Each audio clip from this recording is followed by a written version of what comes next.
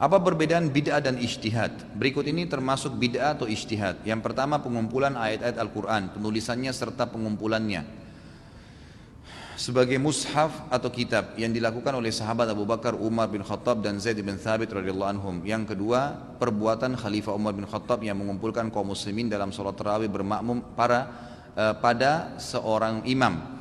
Yang ketiga, mengumandangkan azan dengan pengeras suara, membangun rumah sakit, panti asuhan atau anak yatim piatu, membangun penjara untuk mengurung orang-orang yang bersalah. Yang keempat, tambahan azan sebelum khutbah Jumat yang dilaksanakan pada zaman Khalifah Utsman radhiyallahu anhu. Yang kelima, menata ayat-ayat Al-Quran dan memberi titik pada huruf-hurufnya, memberi nomor pada ayat-ayatnya, mengatur juz dan rubuknya atau bagian-bagiannya, dan tempat-tempat di mana dilakukan sujud tilawah, menjelaskan ayat Makkiyah dan Madaniyah pada qaf setiap surah dan sebagainya. Mohon penjelasan Pak Ustadz. Jadi begini, ijtihad itu adalah sebuah upaya dari kalangan ulama. Pahami ini ya, ijtihad itu hanya boleh di kalangan ulama. Sebuah upaya dari seorang sosok alim dalam mengambil sebuah keputusan karena adanya beberapa dalil ya, yang masih perlu ijtihad memang. Dia tidak tahu yang mana dia harus pilih, dalil yang A atau dalil yang B, lalu dia berijtihad, kan gitu. Selama dia alim dibolehkan berijtihad, dan itu juga berlandaskan dengan dalil, jadi bukan ijtihad semaunya, enggak, karena memang ada dalil di situ. Kalau masalah bid'ah berbeda, bid'ah itu sesuatu yang baru, tidak pernah dicontohkan oleh Nabi dan juga para sahabat, terutama Khulafaur Rasyidin. Yang anda sebutkan di sini pengumpulan ayat-ayat Al-Quran itu perilakunya Abu Bakar, Umar. Siapa itu Abu Bakar dan Umar? Khulafaur Rasyidin. Masuk dalam hadis Irbat, alaikum bisunnati wa sunnatul khulafaur rasyidin mahdiyyin min ba'di addu 'alaiha bin nawajid, gitu kan? Berpegang teguhlah pada sunnahku dan sunnah khulafaur rasyidin, Abu Bakar, Umar, Utsman dan Ali. Berpegang teguhlah pada sunnah-sunnah itu walaupun dengan gigi geraham kalian. Jadi perilaku Abu Bakar, Umar, Utsman, Ali dianggap adalah perilaku bagian sunnah Nabi SAW, karena Nabi sendiri yang suruh itu, kan gitu. Kemudian sama juga dengan perbuatan Umar bin Khattab dalam menyatukan orang sholat tarawih. Umar bin Khattab bukan melakukan itu semaunya sendiri. Ulama sudah sepakat, dan pada saat tabligh akbar kemarin masalah Umar saya sudah jelaskan masalah ini ya, bahwasanya Umar bin Khattab kata para ulama menyatukan orang untuk sholat berjamaah tarawih karena beliau pernah menemukan di zaman Nabi SAW di hari pertama Ramadan, waktu beliau sholat diikuti dengan beberapa sahabat, itu kemudian Nabi SAW biarkan, nggak dikatakan itu dilarang. Cuma hari kedua Nabi nggak keluar lagi. Waktu ditanya, hari kedua tuh orang pada ngumpul semua ingin ikut berjamaah sama Nabi SAW. Nabi nggak keluar sampai menjelang azan subuh. Waktu sudah subuh, Nabi SAW sholat subuh berjamaah, lalu kemudian beliau mengatakan, sungguh saya tahu tadi malam kalian menunggu saya dan saya sengaja tidak keluar karena saya khawatir kalau saya keluar mengimami kalian maka jadi wajib tarawih itu. Maksudnya apa? Boleh kalian berjamaah. Umar tinggal kembali ke situ, bukan perbuatan yang baru, kan gitu. Kan gitu. Ini termasuk masalah mushaf dikumpulkan, memang di zaman SAW masih berserakan, maka Abu Bakar kumpulin, gitu kan? Dikumpulin bukan satu hal yang ditambah, mengumpulkan. Kemudian juga mengumandangkan azan, ya pada saat di zaman Utsman radhiyallahu anhu. Jadi azan ini di zaman Nabi SAW, gitu kan? Sering kali digunakan untuk ibadah yang sudah ditentukan seperti sholat misalnya. Dan juga digunakan ya untuk memberikan gambaran kepada orang lain, isyarat. Seperti misalnya azan yang diterapkan oleh Nabi SAW di subuh, ada dua azan. Beliau mengatakan kalau kalian dengarkan azannya Bilal maka tetaplah makan. Kalau kalian dengar azannya Ibnu Ummul Maktum, muadzin kedua, maka berhentilah makan. Kata ulama, azan pertama ini tidak ada hubungannya dengan subuh. Tapi Nabi SAW suruh kumandankan agar orang-orang yang sudah terlanjur sholat dari semalam suntuk istirahat sejenak. Karena itu ukurannya 50 ayat antara azan pertama sama azan kedua.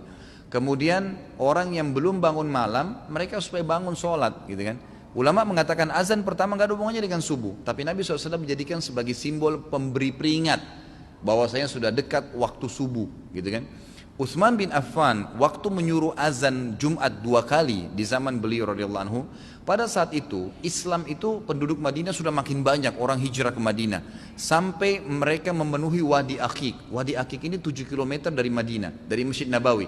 Jadi kurang lebih 2 kilometer dari Masjid Kiblatain sekarang. Tepatnya di depan kampus kami. Kalau di Madinah itu, kalau teman-teman lagi umrah, datangi Islamic University, nanti akan lihat di depannya ada Wadi Aqiq. Ada sebuah lembah. Sampai di situ orang tinggal. Dan itu 7 kilometer. Zaman dulu, ya, kalau orang azan di Masjid Nabawi di zaman khilafahnya Utsman radhiyallahu anhu pun itu tidak terdengar di Wadi Aqiq, orang tidak tahu Jumat sudah masuk belum. Maka Utsman bin Affan mengambil patokan hadis tentang bolehnya azan untuk mengingatkan orang di subuh, ditarik oleh Utsman bin Affan, sama ukurannya 50 ayat di Jumat, gitu kan? Di Jumat, maka beliau meletakkan di setiap pinggiran jalan yang kira-kira suara sudah tidak terjangkau muadzin, 50 ayat sebelum azan Jumat, gitu kan? Itu beliau lakukan karena sudah terlalu banyak penghuni Madinah, gitu kan? Untuk memperingatkan. Makanya di zaman Ali radhiyallahu anhu, waktu masjid sudah mulai banyak di Madinah, gitu kan? Dan orang-orang sudah mendengarkan azan, sama Ali dihilangkan itu, nggak ada lagi. Tapi sekali lagi Utsman bin Affan bukan membuat yang baru. Beliau punya rujukan wahyu, ada dalil yang dijadikan patokan, dan beliau khulafaur rasyidin, gitu kan? Khulafaur rasyidin. Masalah kasus pengeras suara, membangun rumah sakit, pantai asuhan, yatim piatu, Nabi SAW taruh di belakang rumah beliau, kalau anda pernah dengar namanya Suffah, Ashabus Suffah. Suffah itu satu lokasi kurang lebih luasnya 7 kali 7 meter atau 5 kali 5 meter, saya tidak tahu pasnya. Tapi itu dulu ada tempat di belakang rumah Nabi SAW yang beliau bangun sebagai bangunan rumah, dan beliau menampung para penuntut ilmu dan orang-orang susah di situ. Orang-orang yatim, anak-anak yatim, orang yang menuntut ilmu ditampung oleh Nabi SAW. Lalu kenapa kalau kita buat seperti itu? Nabi SAW pernah contohkan, gitu kan? Menampung itu. Bahkan Nabi SAW memotivasi siapa ya, saya dan sponsor anak yatim yang menyiapkan fasilitas mereka, rumah mereka, gitu kan? Maka seperti sama saya seperti ini di surga. Ya, seperti nanti dekat sekali, seperti jari telunjuk sama jari tengah. Jadi sangat dekat, gitu kan? Jadi itu memang perintah ada.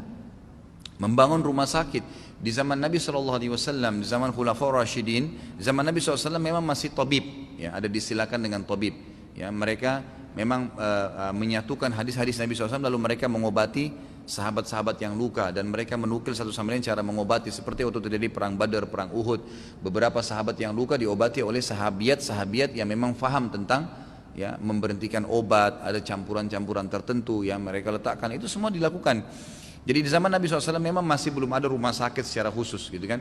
Tapi di zaman Khulafaur Rasyidin sudah ada tempat-tempat yang khusus memang untuk mengobati orang-orang yang sakit, gitu kan.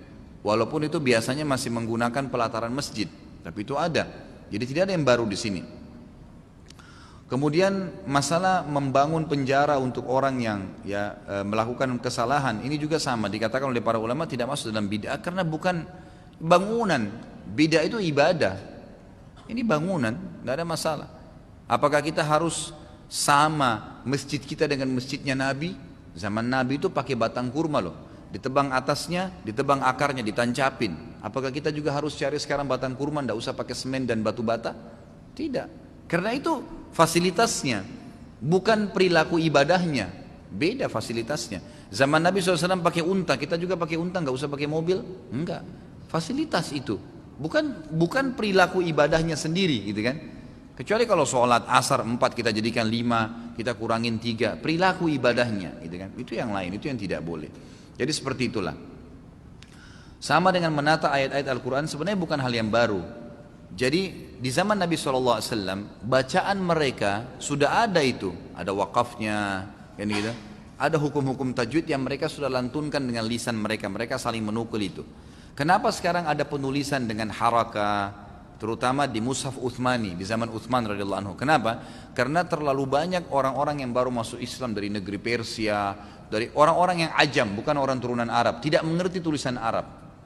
Mereka kalau disuruh baca yang gundul tidak paham. Orang-orang Arab paham, tapi orang lain tidak paham. Maka Utsman bin Affan berijtihad untuk memberikan baris, bukan tambahan dari beliau. Emang dasarnya bacaannya begitu, bukan baru itu. Emang bacaannya begitu, alif lam mim dibaca ya begitu, gitu kan? Dzalikal kitabu la raiba fihi, memang sudah begitu bacanya, tinggal dikasih baris supaya memudahkan orang ajam untuk membacanya.